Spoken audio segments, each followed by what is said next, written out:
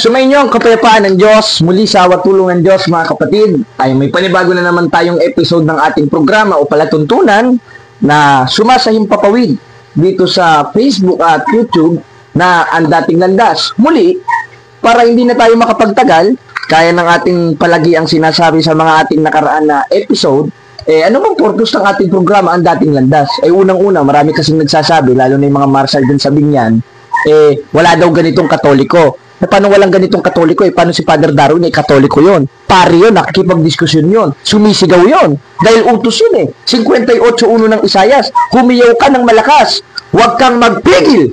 Ilakas mo ang iyong tinig na parang pakakak. Therefore, utos na sumigaw. Utos na humiyaw. Utos na punahin ang mali. Hindi respetuhin at igalang ang mali. 44 ng awit, ganito ang sabi. Mapalad na ginagawang kanyang sanggaan ng Panginoon at hindi iginagalang ang mga sumusunod sa kabulaanan. Therefore, mapapalad palang tao yung ginagawang sanggalang ang Panginoon. Sa paanong paraan? Sa pamagitan ng pagtanggap sa utos niya. At pagsunod sa utos niya na pumuna, sumigaw sa 1.13 ng Tito.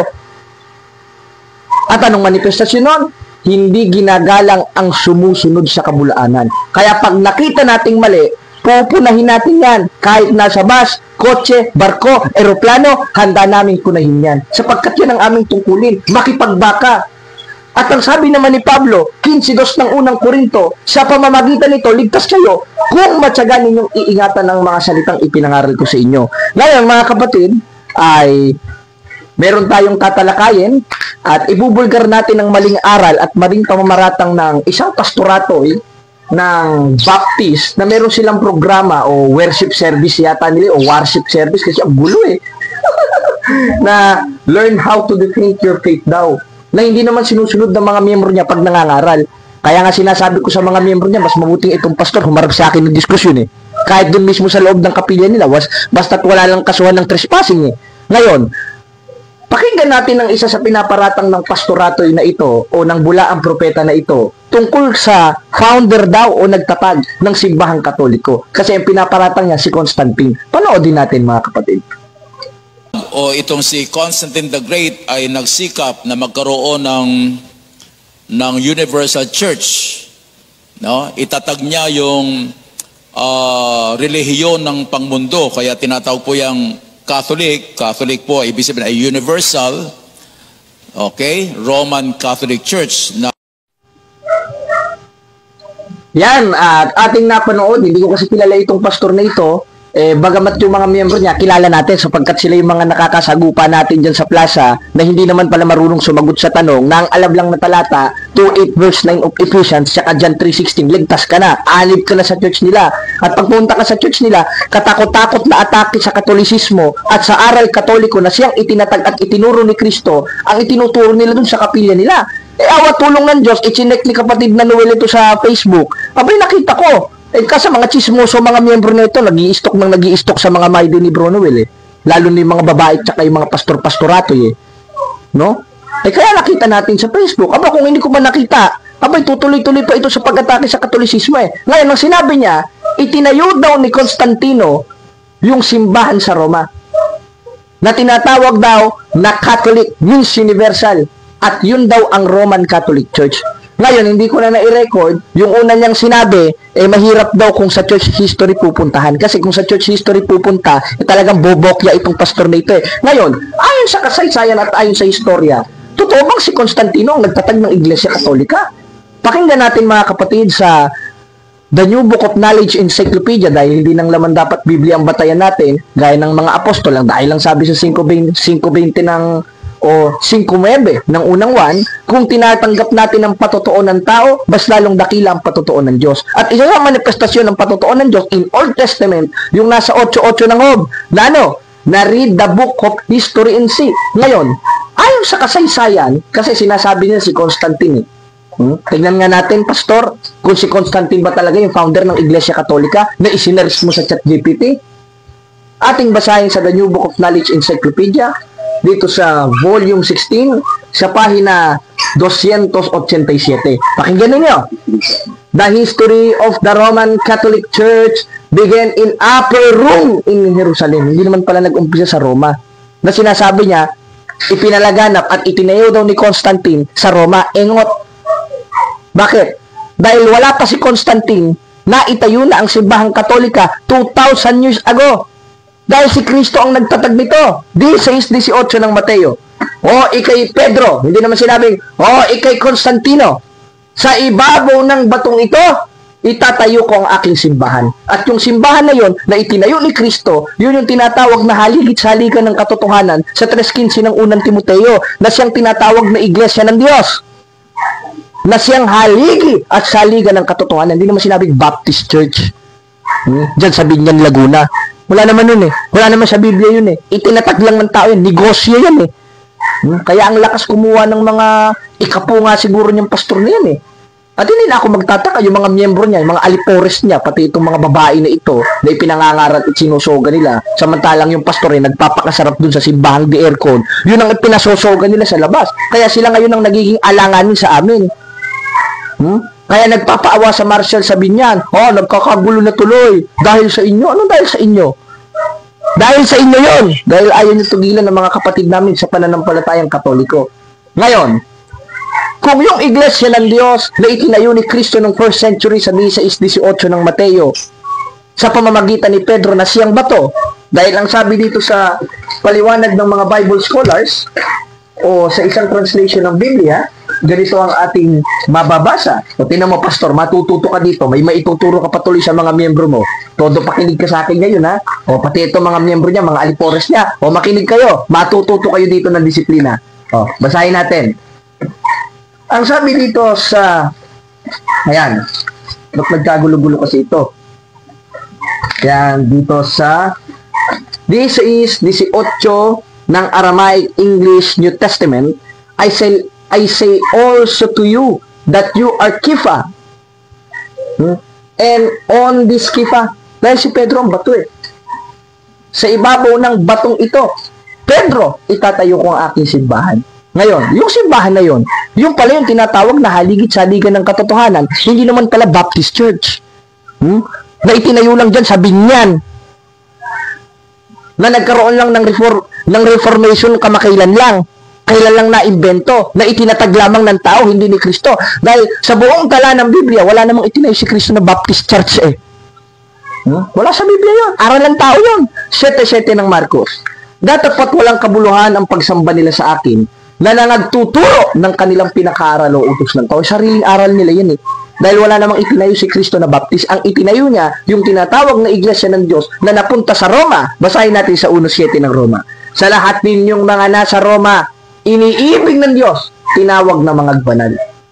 Kaya yung nasa Jerusalem, napunta sa Roma. Hindi nag-umpisa sa Roma sa pamamagitan ni Constantino. Dahil si Constantino, wala pa, nandyan na yung iglesia na nakapunta sa Roma na itinayo sa Jerusalem. Katunayan, hawak natin sa kasaysayan, kapatid na JP, pakibalasa. Ayan, ito. Sa The New Book of Knowledge Encyclopedia, the history of the Roman Catholic Church began in Upper Rome in Jerusalem almost 2,000 years ago. And the church described that the society that Jesus Christ found. Kaya napakalinaw. Si Constantine ba nagtayo, kapatid na JP? Hindi. Si Kristo ang nagtayo. Kahit i-search nyo sa Google, who founded the Catholic Church? Constantine or Jesus Christ? Jesus Christ. Katunayan, ang sabi rin dito sa The World Almanac and Book of Acts sa pahina 688, Roman Catholic founded by Jesus. Abay, napakalinaw ng mga referensya na ito. Na ang Katoliko, itinayo ni Kristo sa mga sari-saring aklat. Na yun yung tinatawag sa 16:18 ng Mateo, 3:15 ng unang Timoteo, 1:1 hanggang 2 ng unang Korinto, na kinaaniban ni Apostol Pablo na tinatawag na iglesia ng Diyos. Na nung napunta sa Roma, tinawag na mga iglesia ni Kristo. 16 ng Roma. Mangagbatian kayo ng banal na halip. Binabati kayo ng mga iglesia ni Kristo. Nominative, plural. In King James Version, Churches of Christ. Mga iglesia ni Kristo. Bakit? Sapagkat yun ay nangalat.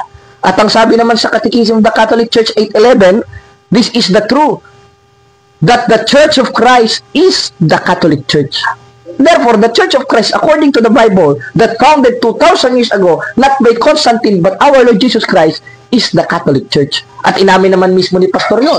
Catholic means universal, means laganap. Sapagkat ang utos ni Kristo, 28:19 ng Mateo, yumaon sa bawat bansa, inakayaon sa bawat bansa, isa na dun sa Roma. Kaya nagsulat si Pablo sa Roma, na tinatawag na mga iglesia ni Kristo. At ayon naman sa final na katuruan ng mga apostoles, sa 9:31 ng Gawa, sa Greek, o baka hindi mo alam magbasa ng Greek, Pastor, tuturuan kita, ang nakalagay sa Greek interlineal ay Ecclesian Katholes. Means universal. Tama ka doon. O doon sa ngayon ako doon. Nang ibig sabihin ng Catholic, universal. Natinignan naman natin sa Greek interlineal sa 9:31 ng Gawa, nangangahulang Catholic. Therefore, yung iglesyang laganap na itinayo ni Kristo noong 1st century, na ayon sa kasaysayan, yun ang Catholic Church, tinatawag na Ecclesian Katholes. Means universal, means Catholic Church. Kaya ang mababasa natin sa La Sagrada Biblia, mga kapatid, ganito ang ating mababasa, Las Iglesias Católicas Apostolica Romana. Ngayon, ba't Latin ang binasa mo? Samantalang ang Biblia originated, translated in Greek, lalo na sa New Testament. Kasi, yung Latin na ito, o sa La Sagrada Biblia na Spanish, hinango ito sa mga original na translation sa 9:31 ng Gawa, original sa Grego, na Ecclesian Katholes means universal, means Catholic Church. Ngayon, ano bang tungkulin ni Constantine? Si Constantine ay dating pagano, na na-convert into Christianity. Na-convert siya sa pamamagitan ng iglesia na itinayo ni Kristo, na tinatawag na iglesyang laganap o Ecclesian Katholes na nakarating sa Roma, kaya tinawag na Iglesia Katolika Apostolika Romana na itinayo ni Kristo noong 1st century. Talaga palang ito si Pastor, nakakatawa magturo, no? Pinaglololo ko mga miyembro niya. Kaya yung mga miyembro niya, naloko na sa labas Kung ano na mga pinagbabasa, hindi na makasagot sa tanong, lalo na si Jimmy Neutron ba yun? O tsaka natin ipapalabas yan, hintayin ninyo. Nagpapainit lang kami, Pastor. Nagpapainit lang kami, hintayin nyong mapisa yung init namin at sisiguraduhin namin sa inyo. Hindi kayo makakasagot sa mga tanong namin. Pag nakita namin kayo, dahil automatically, diniskusyonin namin talaga yung mga miyembro nyo. Kaya ang magandang invitation ko dito kay Pastor, debate tayo. Patunayan mo na si Constantine ang founder ng Catholic Church according to references and according to Bible. Patutunayan ko si Kristo ang nagtayo nito, hindi si Constantino, ayon sa Biblia at ayon sa referensya. Kabubukan mo yan kasalbahihan mo yan hindi mo pagtatapat sa kapwa yan pangloloko mo yan. Bakit? Tingnan mo, talagang hindi nag-aral ng ito nag-grade 3 basahin natin sa aklat ng grade 3, sa Araling Panlipunan. Pakikita ko sa iyo, Pastor, kung gaano kaka-ignorante. Dito sa kasaysayan ng daigdig. Pang grade 3 ito, Biro mo, nagpastor ka, di ka nag-aral ng grade 3. Shame on you, Pastor. Basahin natin dito sa 179, nakalagay, nagsimula ang katawagang simbahang Katoliko upang tukuyin ang simbahang Kristiyano. Hindi naman sinabing simbahang pagano na itinayo ni Constantino. Tanong, nasaan si Kristo? Pangkalahatan, ibig sabihin, si Jesus ay nasa simbahang Katoliko. Yung iglesia pala na itinayo sa Jerusalem, na itinayo ni Kristo, na napunta sa Roma sa pamamagitan nila Pablo at Pedro. Dahil ayon sa Bible Compact Dictionary, there is only one verses prove that Apostle Peter being in Rome. Kaya natayo yung iglesia sa Roma. Hindi itinayo o hindi nag-umpisa ang Iglesia Katolika sa Roma, kundi bagko sa Jerusalem, ayon sa kasaysayan. At itinayo ito 2,000 years ago. Hindi ni Constantino, kundi ni Kristo. Tutulan mo yan ngayon, pastoratoy ka. Panloloko sa kapwa mo yan, ngayon, may natutunan ka, pasalamat ka, napanood mo ito. Pati yung mga miyembro ng mga Baptist na yan, na nanonood ngayon. Baka pwede naman paunlakan niyo yung pastor ninyo ng isang maginoong diskusyon. Pangloloko sa kapwa yan, total. Malapit ako sa binyan, nasa binyan ito, sige, willing ako. Kahit sa tapat ng kapilya nyo, magdiskusyon tayo, Pastor. Kakasaka? O hanggang bunganga ka lang talaga? Na maski si Apostol Juan kinokontra mo. 3:18 ng unang 1. Bumunti kong mga anak, huwag tayong magsiibig ng salita, ni nandi laman, kundi ng gawat katotohanan. Lalaban ka diskusyon? Sundin mo ito. 3:18 ng unang 1. O ngayon, para hindi na tayo magtagal, isa pa sa ibinabato niya at pinag-aralan nilang panloloko dun sa worship service nila, kasi puro atake sa Iglesia Katolika yung sign of the cross. Wala daw sa Biblia sign of the cross. O panoodin natin ang pinagsasabi ng pastor na ito. Okay? Ipanalangin na sila ay mahango sa purgatorio. Later, yung purgatorio nga ay gagawin na lang doktrina. Tapos, noong AD 300 din po, doon din po nagsimula yung sign of the cross. 300 AD. So, nagsimula, tinuro nila na ikaw ay mag-sign of the cross. Sapagat pag nag-sign ka daw ng cross, iyan ay sign of Christianity. At ang mga demonyo daw po ay lumalayo pag nag-sign ka ng cross. Lumalayo ang demonyo. Pero ang tataka ko, pag sila ay napatapas sa simbahan nila, nag-sign of the cross, para may mga demonyo doon, kaya nag-sign of the cross sila. Sapagat yun daw ang panlaban sa demonyo. Bakit pagtapas sa simbahan, ang nag-sign of the cross, baka may demonyo doon sa simbahan. Okay? Yan, at ating napakinggan mga kapatid, mga kababayan, si Pastor, at pagpasensyahan nyo na kung medyo nawala yung lakas ng ating mic sapagkat nalobat. Ngayon, ang sabi ni Pastor, wala daw sign of the cross sa Biblia. Imbento daw, imbento. Hindi ibig sabihin pala mga apostolis nag-imbento. Lalo na si Apostol Pablo, dahil si Apostol Pablo nagsulat ng unang Korinto At ang nagpasulat nun si Kristo, hindi naman ikaw na nagmamarunong kang pastor ka. O, basahin natin sa 14:37 ng unang Korinto. Kung iniisip ninyo nga na siya'y propeta o ayon sa Espiritu, ay kilalanin niya ang mga bagay na sa inyo isinusulat ko na pawang utos ng Panginoon. Sino yung Panginoon na yun? 20:28 ng 1, yung tinawag ni Apostol Tomas na Panginoon ko, Diyos ko. At yun ang ating Panginoon sa Kristo. Anong sabi ni Pablo? Pati naman, Pastor, matututo ka na naman. May maituturo ka na naman sa mga miyembro mo. O, din na, JP. O, sahin natin sa 1:18 ng unang Korinto. Sapagkat ang senyas ng cross, senyas, ano ba sa English yun? Sign. Kung may senyas ng cross o salita ng cross, ano sa English yun? Sign of the cross. Ngayon, ano mangyayari doon sa mga ayaw ng senyas ng cross o salita ng cross o sign of the cross? O pakinggan natin. Sapagkat ang salita ng cross ay kamangmangan sa kanila. Sa mga ayaw, yung mga hindi makapagganon, ay kamangmangan sa kanilang nangapapahamak. Kaya mga kapatid, kung patuloy kayong makikinig sa mga pastor ng ayaw ng sign of the cross, mapapahama kayo dyan dahil direktang kaaway ng Diyos yung Baptist pastor na yan. O, 10:27 ng Hebreo, kundi kakilabot na paghihintay, darating ang paghuhukom at nagniningas na apoy ang tutubo sa kaaway ng Diyos. Pastor, ikaw pastor ka ng Baptist, kaaway ka ng Diyos. Pati mga miyembro mo, kaaway ng Diyos. Bakit? Sapagkat kamangmangan sa inyo yung senyas o salita ng krus na ayon mismo kay Apostol Pablo, siyang kapangyarihan ng Diyos. That is the sign of our salvation, because the cross, according to the Bible, 6:14 of Galatians, but God forbid that I should glory save on the cross. Therefore, according to Apostle Paul, the sign of the cross or the cross, it is symbolized the salvation. Dahil hindi sa pamamagitan ng cross, hindi maipapako si Kristo. Nung gusto nyo isili-electric si Kristo, ipako sa Baptist Church. Mas mahirap yun. Walang yan, semento yung ano ninyo semento yung kapilya ninyo kagagawa lang no?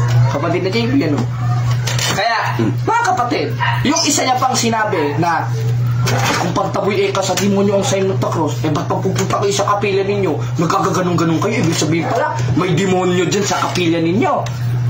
May demonyo dyan sa simbahan ninyo. Tingnan mo kung gaano kakitid ang utak ng pastor na ito.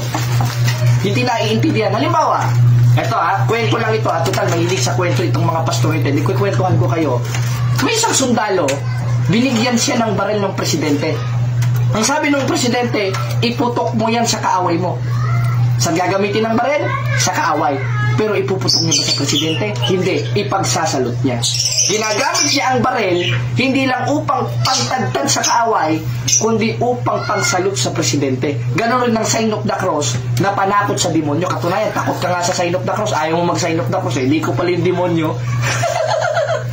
O, diba? Nakita mo bang nag-sign of the cross yung mga Baptist na yan? Hindi nga Umpisa ng congregation nila, ayaw nila sign of the cross Sapagkat sila'y sinasabi sa 1:18 ng unang Korinto na nangapapahamak, na ayaw ng salita o senyas ng cross. O, pastor, natuto ka na naman. Sinimulan mo ha, tapusin mo. Magtema ka pa ng magtema tungkol sa doktrinang Katoliko na sinasabi mo, how to defend your faith. O ngayon, matututo ka talagang dumipensa once na mapanood mo itong video na ito. Di ba? Kapatid na JP, napakalinaw, di ba? Kaya, yung sign of the cross, hindi lang basta ini-honor ang Diyos. Dahil ang binabanggit natin dito, Ama, Anak at Espiritu Santo, nasa 28:19 ng Mateo yun. At sa 1:18 ng unang Korinto, yun ang kapangyarihan ng Diyos, yung sign of the cross o salita ng cross na ayaw ng mga napapahamak o kaaway ng Diyos. Kaya napakalinaw, ayaw ng kaaway ng Diyos sa cross. Ayaw ng kaaway sa salita ng cross, kaya ayaw nyo mag-sign of the cross dahil kayo yung tinutukoy dito, mga papahamak dahil sa maling impormasyon ninyo, mga chismoso kayo, mga pastor kayo. Lalo ka ng pastor ka dyan sa binyan. Tingnan lang natin, kung kakasa ka ng diskusyon, hihintayin ko yung panig mo ha, susubaybayan ko yung mga worship service ninyo. Tignan natin. Hintayin ko kasam nyo. Dahil once na kumakasa ka, linggo, pupuntahan ka namin dyan sa kapilya mo. Paunlakan nyo kami. At panindigan mo yung mga pinagsasasabi mo sa simbahang Katoliko. Kaya mo, pastor? Malaki na muscle mo? Tignan natin. Ngayon, pakinggan pa natin ang isa sa mga paratang niya patungkol sa simbahan.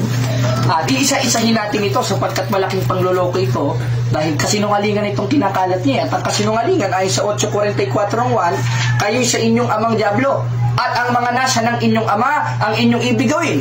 At isa sa nasa ng kanilang ama na ginagawa nila yung pagpatay at pagsisinungaling. At isa dun sa uri ng kasinungalingan, yung pagsasalita ng walang batayan. At kung may batayan, kasinungalingan. Hindi history, kundi history o istorya mo, pastor. Pakinggan natin yung isa pa niyang sinabi kapatid na JP at i-play natin. Pakinggan natin mga kababayan.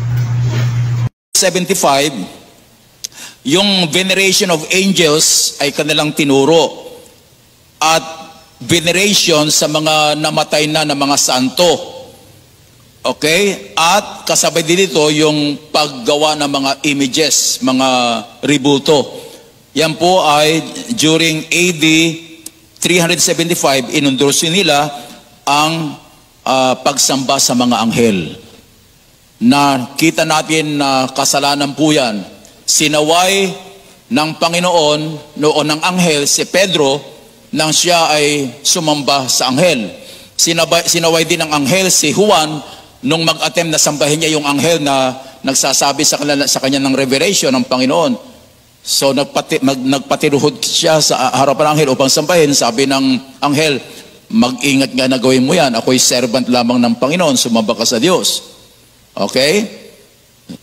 So yan po yung parang simple, parang banal na siyempre, anghel ay sa langit. Yan, napakinggan natin at hindi natin nasagot kanina yung ukol sa purgatorio kasi inventong aral lang daw rin ng purgatorio eh. Kung di ka ba naman egot talaga. Kasi yung purgatorio, that is originated, translated in Spanish. Ang problema sa pastor na ito, naghahanap ng purgatorio sa Tagalog na Biblia at sa English na Biblia. Para ka naghahanap ng Chinese sa Bisaya at naghahanap ka ng Ilonggo sa Kastila. Napaka-imposible talaga. Mahanap mo yung purgatorio sa Tagalog na Biblia at sa English na Biblia or purgatory.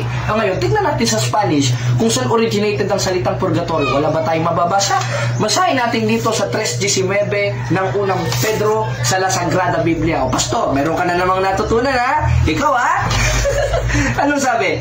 A los tales predico mucho tiempo el Espíritu de Cristo por boca de Noé, que doro la fabricación del arca, el Padre se entiende por espíritu las almas y por cárcel el purgatorio.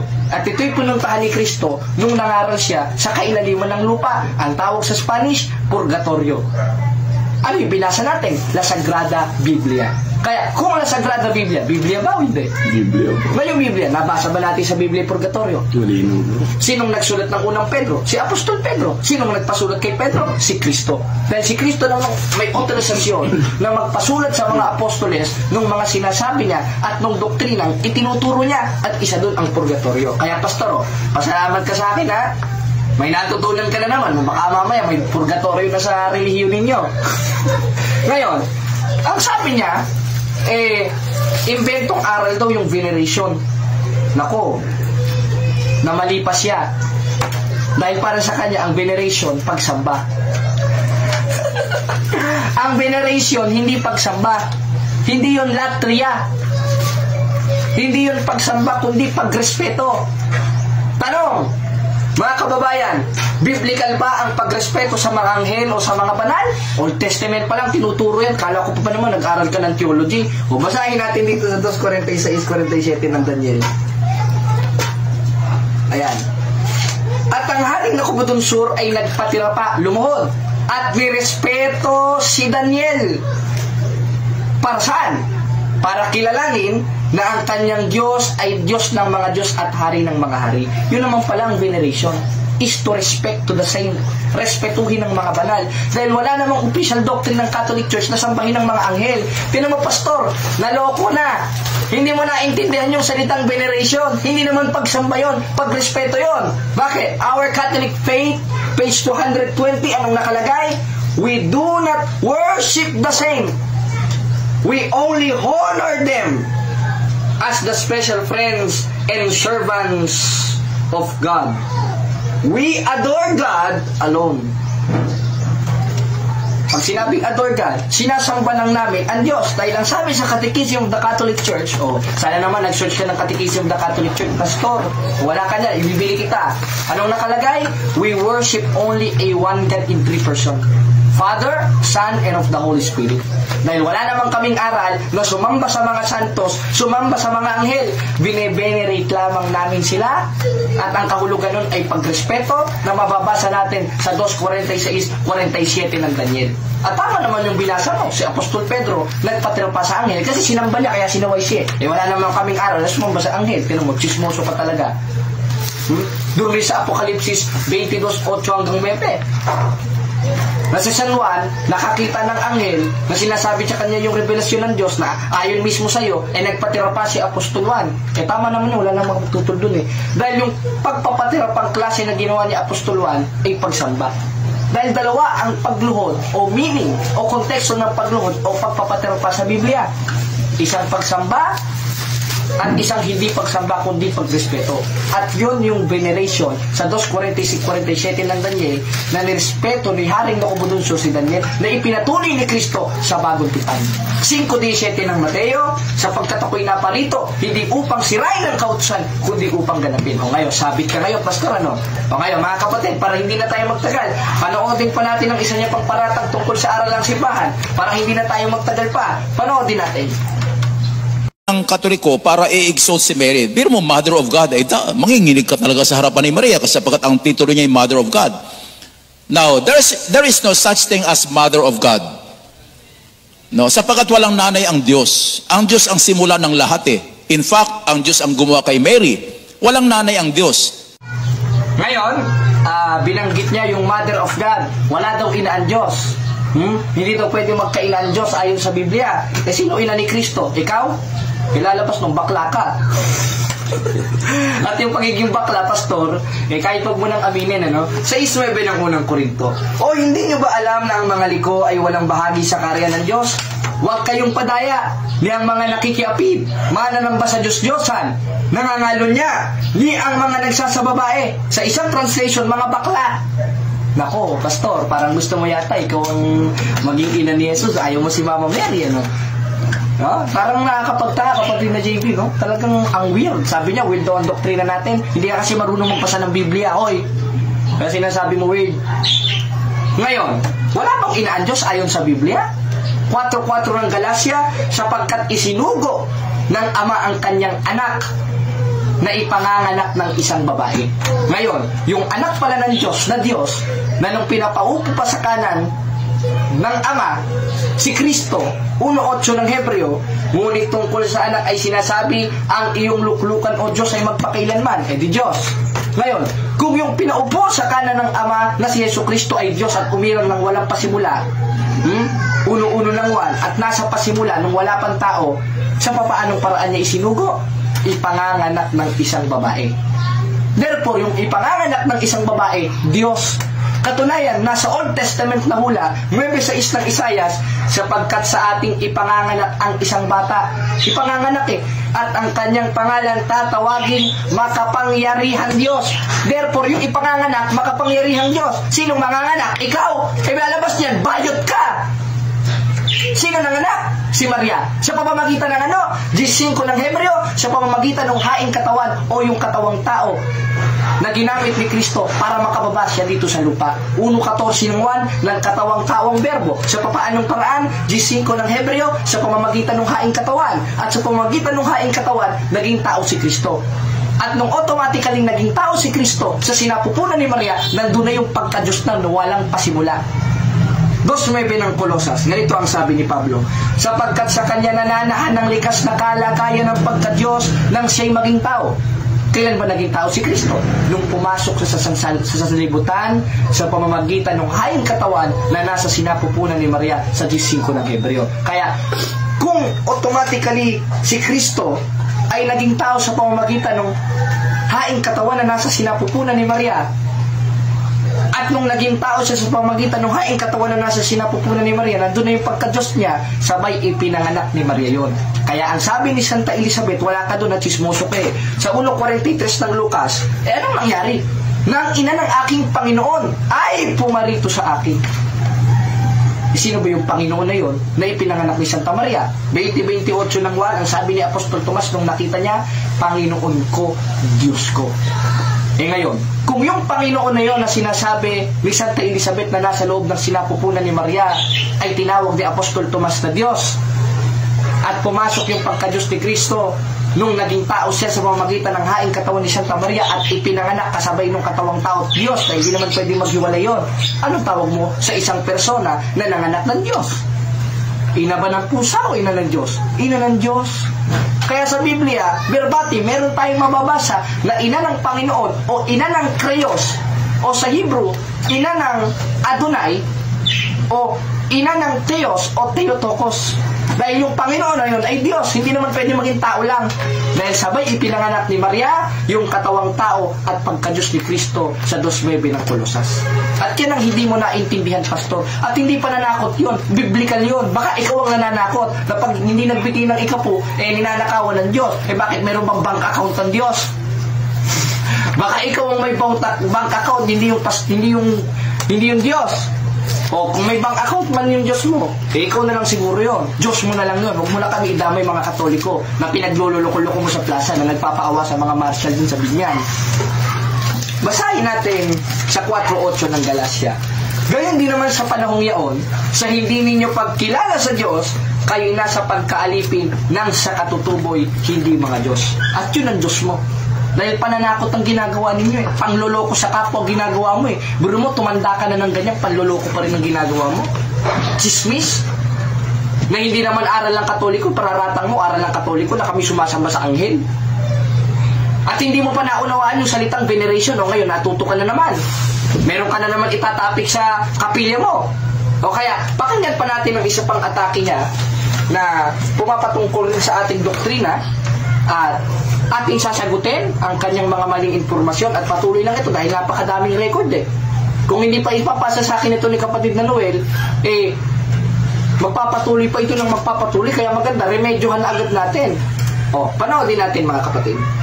So, sa Katoliko, nadagdagan ng mediator. Si Maria ngayon ay mediator na. Ibig sabihin, santo muna pala. Lalapit ka kay San Pablo, tapos lalapit ka sa mas mataas kay San Pablo, yung Mother of God na si Maria, lalapit ka, tapos lalapit ka kay Kristo, saka lalapit ka sa Ama. So maraming palakasan system ito. So habang marami kang tinatawagan, naging malakas ka sa Diyos, sasagutin ng Diyos ang panalangin mo. At ngayon, mga kapatid, napakinggan natin, nilait na naman niya si Maria at mga santos. Si Maria daw ginawang mediator at yung mga santos daw ginawang mediator at bawal daw ng Biblia yun. Bakit kayo pwede? Pastor, ipag-pray nyo po kami na sana po umasenso po ang negosyo namin. Pastor, ipag-pray mo kami na sana gumaling ang sakit namin. Hindi ba magiging mediator ka niyan? Mamamagitan ka sa Diyos sa pamagitan ng pananalangin mo sa problema ng mga miyembro mo? Ba't kami bawal? Kayo pwede. Ang kapal naman ang pagmumukha nyo, kayo pang tatag ng tao, pwede, kami tatag ni Kristo, bawal. Tingnan mo, palpakan na naman kamangmangan yan. 24:9 ng kawikaan at ang pag-iisip ng kamangmangan, kasalanan. Kaya yung kamangmangan mo na kasalanan, huwag mo na kaming idamay ng mga Katoliko. Magturo ka ng panloloko sa mga miyembro mo, huwag lang sa aming mga Katoliko. Dahil tandaan mo, ang sabi ni Michael Enriquez, hindi namin kayo tatantanan, hindi kita tatantanan, tandaan mo yan. Ngayon, bawal bang mamagitan ng mga santos at si Maria ayon sa Biblia? Basahin natin sa 2:1 ng unang Timoteo. Kasi ang binabasa lang nila sa 5 eh. Basahin natin. Sapagkat may iisang Diyos at may iisang tagapamagitan sa Diyos, ang taong si Jesucristo. Kaya si Kristo lang daw. Ngayon, ano bang kahulugan sa Biblia ng isa? Meron kasing tinatawag na United One at Universal One. Yung Universal One, tayo, si Kristo at ang Ama. Kaya pinag-isa. Kaya ang sabi sa 2:5 ng unang Timoteo, mayroong iisang tagapamagitan sa Diyos, ayun ang taong si Jesucristo. At hindi porket sinabing isa, isang-isa. Dahil lalabas nun, kinukontra ni Pablo ang sarili niya sa Kapitulo 1. O bago natin basahin yan, basahin natin ang 17:11 ng 1. At wala na ako sa sanlibutan at ang mga ito'y nasa sanlibutan pa. At ako'y paririyan sa iyo, amang banal, ingatan mo sila, plural, sa iyong pangalan, yaong mga binigay mo sa akin, upang sila'y maging isa, gaya naman natin. Kaya kung paanong Ama at si Kristo, bagamat magkaiba ay naging isa, tayo rin ay pinapag-isa. Kaya ayon sa Biblia, hindi porket sinabing isa, ay absolute one. Merong tinatawag na United One. Dahil kung absoluto lang na one ito, na si Kristo, kinukontra talaga ni Pablo ang sarili niya. Bakit? Basahin natin sa Kapitulo 1 ng unang Timoteo. Ganito ang ating mababasa. Ibig ko sana kayo'y manaing manalangin at mamagitan. Sino unuutusan dito na mamagitan? Yung mga Kristiyano, yung mga santos, yung mga banal. Patay na kayo, paano makikinig yun? O buhay pa, hoy. 17:3 ng Mateo, kung paanong si Moises ay patay na, ay nakausap ni Kristo, rin ang mga santo at pinatay sa patutuon ni Kristo. At ganoon rin ang mahal na Birhing Maria, kaya maaari pa siyang mamagitan at mga santo. At hindi palakasan yun. Hindi palakasan yun. O pwede naman. Sa 9 ng Mateo, Ama namin sumasalangit, kasambahin nawa ang ngalan mo. Pwede naman talagang automatically sa Diyos kang manalangin. Pero meron pa rin na tinatawag na utos ni Kristo na ipinasulat kay Pablo sa 2:1 ng unang Timoteo na mamagitan. Kaya may karapatan tayong mamagitan o mag-intercede o maging mediator. At isa na doon ang mga santos na namayapa na sa katawan, pero ang kaluluwa at espiritu nasa dambana ng Diyos. Bakit? Dahil ang sabi sa Marcos 12:27, hindi siya ang Diyos ng mga patay, kundi ng mga buhay. Kayo lang naman yung mga patay. Yun yun, Maria nyo, patay. Hindi kayo pwede ipanalangin. Yung mga santos ninyo, patay. Mga apostolis ninyo, patay. Hindi pwede makapanalangin. Samantalang sa amin, buhay na buhay. Dahil ang sabi sa 12:27 ng Marcos, ang Diyos ay hindi Diyos ng mga patay, kundi Diyos ng mga buhay. Kayo lang ang patay, sapagkat ang pananampalataya nyo patay, walang gawa. Isa sa doktrina ng Baptistian, 2:26 ng Santiago. Ngayon, palakasan bang nangyayari sa Catholic Church? Hindi palakasan. Tanda lang yun na sumusunod kami sa utos ng Diyos. Na ano? 2:1 ng unang Timoteo, ibig ko sana kayo'y manaing manalangin, mamagitan. Kaya, Santa Maria, ipanalangin mo kami. Sa Isidro Labrador, ipanalangin mo kami. Wala namang sinabi, Santa Maria, sinasamba ka namin, Diyos ka namin. Hallelujah, praise the Lord. Wala. Hindi ko lang na-i-record yung sinabi niya na na ginodiyos daw natin si Maria. Paano ginodiyos? Nag-i-intercede lang sa atin si Maria. Dahil napakaliwanag, our Catholic Faith, page 220, we do not worship the same. Kaya ang sinasamba namin, ang Diyos, Catechism of the Catholic Church, we worship only the one God in 3 persons, Father, Son, and of the Holy Spirit. Hindi yung, Maria, sinasamba ka namin, San Pablo, sinasamba ka namin. Wala. Ayon sa doktrina namin, San Pablo, ipanalangin mo kami. Santa Maria, ipanalangin mo kami. Sapagkat maaari tayong lahat, buhay, patay, na makapag-intercede. Dahil ang Diyos, 12:27 ng Marcos, hindi Diyos ng mga patay, kundi Diyos ng mga buhay. Kaya maaaring mamagitan. Bagamat may isang tao mamagitan sa 2.5 ng unang Timoteo, yung si Kristo, hindi absolute one yun. United one yun. Dahil maaari rin tayo na maging tagapamagitan. Maging si Maria at mga santos na hinilal ng Diyos sa pamamagitan ng simbahan. Sapagkat ang simbahan, hindi baptist yun sa 3.15 ng unang Timoteo, ang siyang haligi at saligan ng katotohanan, or in King James Version, the foundation and pillar of truth. Mali ka na naman, Pastor. Ngayon, meron siyang atake sa Eucharistia. Sinabihan pa tayong Dracula Siguro nanonood ng Hotel Transylvania ito, tsaka mga Dracula movie ito, pastor na ito. Alam na alam yung Dracula No, dinadamay pa yung Dracula dun sa pagtuturo niya. Ano naman kinalaman nun dun? O ngayon, pakinggan natin ang isang paratang niya, mga kapatid, sa Eucharistia. Kasi ang demonyo ayaw sa katawan ni Kristo Pakinggan natin. At inumin ang kanyang dugo, sapagkat ayon nga sa Biblia, si Kristo ang ating buhay. Pero hindi na naintindihan na yun lahat ay symbolism lamang, hindi po yun literal. Na talaga naging katawan ni Kristo yung tinapay at naging dugo ni Kristo yung katas ng ubas. So marami silang imbento na talagang weird, Yan, at hindi daw natin naintindihan na yung katawan na yon ni Kristo ay symbolikal. Unang-una, wala namang symbolikal na sinabi si Kristo dyan. This is the symbol of my body. Wala nang sinabi si Kristo. Palibasa sa inyo, skyflex lang Skyflex, tapos tang orange o tang grapes. Yun ang katawan sa inyo ni Kristo, symbolikal. Napakabastos ninyo, mga Baptist. Napakalinaw, anong sabi ni Kristo? 26:26 ng Mateo, at pinagputol-putol niyang tinapay at binigay sa mga alagad at sinabi, kunin ninyo, kanin ninyo, ito ang aking katawan, ito ang akong lawas, sa Bisaya. Pag sinabi ito ang aking katawan, yung subject of the sentence na ito, na sinabihan ni Kristo na kanyang katawan, yung tinapay. Hindi naman kasi siya nakahawak sa sarili niya na ito ang aking katawan, kundi ang hawak niya yung tinapay. At wala naman siya sinabi, this is a symbol of my body. Yung sabi, sino daw kakain sa katawan ni Kristo? Yung mga apostol. Dracula daw kayon. Hindi ibig sabihin pala mga apostol Dracula.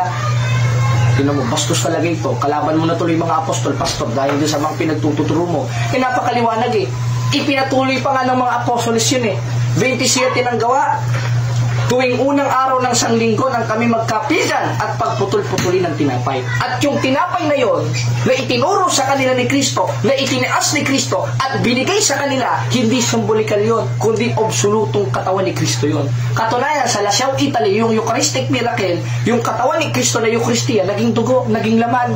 Wala kayo niyan, kasi sa inyo, skyflex, tang juice, Ano pa yung grapes, yung binibili dyan sa store, napakabastos. Nasa ng kabanalan dyan. Anong sabi ni Kristo, mga kababayan? Pinagputol-putol niyang ang tinapay binigay sa mga alagad, 26:26 ng Mateo. Sinabi, kunin ninyo, kanin ninyo, ito ang aking katawan. Aking katawan. Hindi niya sinabi, simboliko ng aking katawan. Sapagkat yan ang katawan ni Kristo. Sapagkat yan ang hawak niya at subject of the sentence niya na ipinatuloy ng mga apostol. Sapagkat si Kristo ang buhay. At si Kristo ang daan. At sa pamamagitan ni Kristo, maliligtas tayo. Hindi yung Kristo ng Baptist na bastos at sinungaling na itinuruan ito si pastor ng pagsisinungaling. Kaya kung ano-ano ng paratang ang pinagtuturo sa kanyang mga miyembro. Anong sinasabi mo? Weird? Weird ang doktrina ni Kristo? Kaya ang doktrina namin mga Katoliko, doktrina ni Kristo At meron kaming authorization, kayo wala. Baka nga isa lang ang kapila nyo dyan, sa binyan lang Tapos kayo na totoo. Samantalang hindi nyo naman naintindihan yung doktrina namin, tira kayo ng tira. Napakaliwanag. Ngayon, isa niya pa sa ipinaparatang sa atin, yung sa kumpisal. Talagang mga demonyo galit sa sakramento ni Kristo. Ngayon, sakramento ng Eucharistia, si Mama Mary, yung Theotokos, yung nagtayo ng simbahang Katoliko, yung Sign of the Cross, lahat doon natatakot yung demonyo ba't ito si pastor, iwas na iwas doon at pinaiiwas yung mga miyembro doon sa sakramento, sa Sign of the Cross, sa church authority, sa church. At pati ba naman sa Holy Eucharist?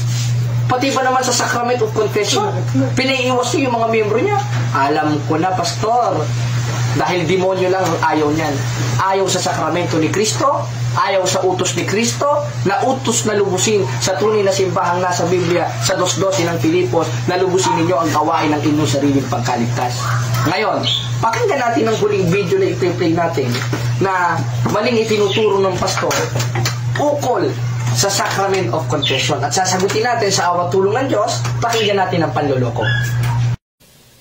Confession of sins to a priest instead of God, ito'y in-endorse ni Pope Innocent. Laging si Pope Innocent. Ang ganda pa naman mga Innocente, no? Pope Innocent III noong AD 1215. So sa pilitan, para mapatawad ka sa kasalanan, kaya nagkaroon ng confessional, no? May isang box na nandun ang pari sa likod, at kapag ikaw ay guilty na yung kasalanan, kausapin mo ang pari at hingi ka ng tawad sa pari para maligtas.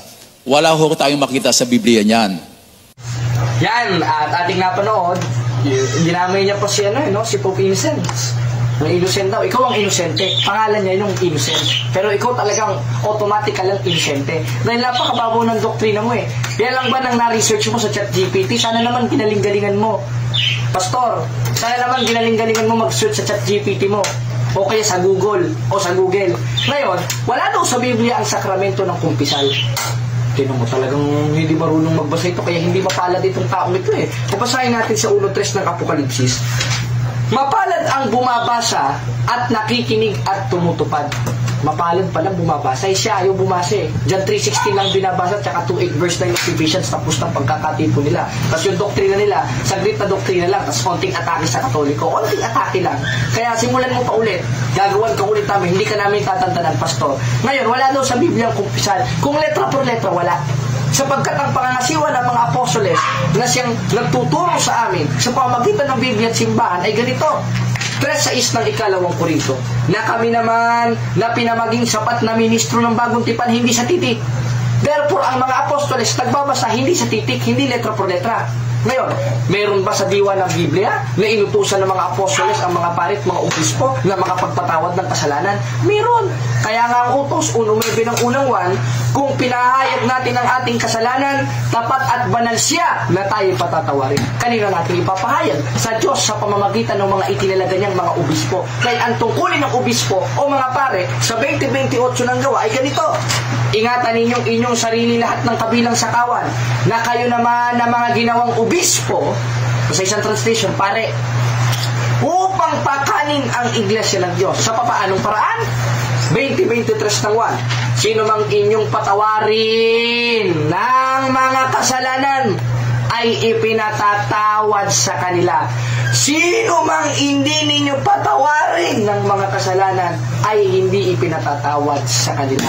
Therefore, si Kristo mismo nagbigay ng otorisasyon sa mga alagad, sa mga obispo na makapagpatawad. Kaya ang sabi sa 1:9 ng unang 1, kung pinahayag natin ang ating kasalanan, tapat at banal siya na tayo patatawarin. Sa pamamagitan ng itinalaga niya sa 20:23 ng 1 na pinuspos ng Espiritu Santo na sino mang inyong patawarin ng mga kasalanan ay ipinatatawad sa kanila. At sino mang hindi ninyo patawarin ng mga kasalanan ay hindi pinatatawad, sapagkat ang tungkulin nila sa 20:28 ng gawa ay pakanin ng kawan. At isa doon ang magbigay ng sakramento ng reconciliation. Kaya ikaw, pastor, baka marami ka ng kasalanan dyan. Samahan kita mangumpisal. Takot na takot ka sa kumpisal eh. Siguro, controversial siguro kasalanan mo, pastor, ano? Kaya, mga kapatid, magsuri lang tayo. At ang hamon ko kay pastor, diskusyon tayo, pastor. Patunayan mo na walang sakramento ng kumpisal sa Biblia. Patutunayan ko, may sakramento ng kumpisal sa Biblia. Patunayan mo na ang katawan ni Kristo o yung ostya o yung tinapay na pinagputol-putol niya sa mga alagad ay simbolikal. Patutunayan ko, literal na katawan ni Kristo yan. Ayon sa Biblia. Tsaka yung isa pa, na si Maria ay hindi ika-ina ng Diyos, patutunayan ko, ina ng Diyos si Santa Maria, ayon sa Biblia. Kaya mga kapatid, himay-himayin lang natin ito at titignan natin ang response ng pastor na ito at sana naman yung mga miyembro niya, maliwanagan kayo, huwag kayong magpakapanatiko dito, hindi man lang marunong mag-search sa Google. Sana naman, hirap-hirapan yung pag-atake sa Katoliko, wala eh. Natatawa na nga lang ako sa kaignorantihan. Wala ito mga kapatid. Kaya muli, sa awa tulong ng Diyos, tayo magsuri, magpatuloy tayo sa paglilingkod, at magpatuloy tayo sa pagdepensa ng pananampalatayang Katoliko gaya nila Apostol Pablo, nila Kristo sa 2 Korinto 14 hanggang 5 na ang ating pangkipaglaban ay hindi laban sa laman kundi sa harapan ng Diyos na siyang may kapangyarihang gumiba ng kuta at ng mga malinghak at bawat bagay na matayo na nagmamataas sa karunungan ng Diyos. At yung karunungan sa Diyos, 1.24 ng unang Korinto, yun si Kristo. Kaya itong pastor na ito, napatunayan natin, chismis ang ipinagtuturo sa kanyang mga membro. Antayin mo, pupuntahan ka namin dyan at tatanungin ka namin ukol sa mga ipinagtuturo mo. Pauyakan mo kami. O kaya pupunta kami dyan, may papel kaming dala, hinahamon kita ng formal debate, pastor. At pag natalo kita sa diskusyon, lahat ng mga miyembro mo lilipat sa Iglesia Katolika Apostolika Romana. At pag hindi ka kumasa, patunay lang yon na hanggang bunganga ka lang at patay ang pananampalataya mo at sa demonyo ka. Talaga naman sa demonyo eh. Pero tuloy na natin. Sa demonyo ka ayon sa Biblia at sinungaling ayon sa 8.44. Kaya muli mga kapatid, wala na tayo maraming oras.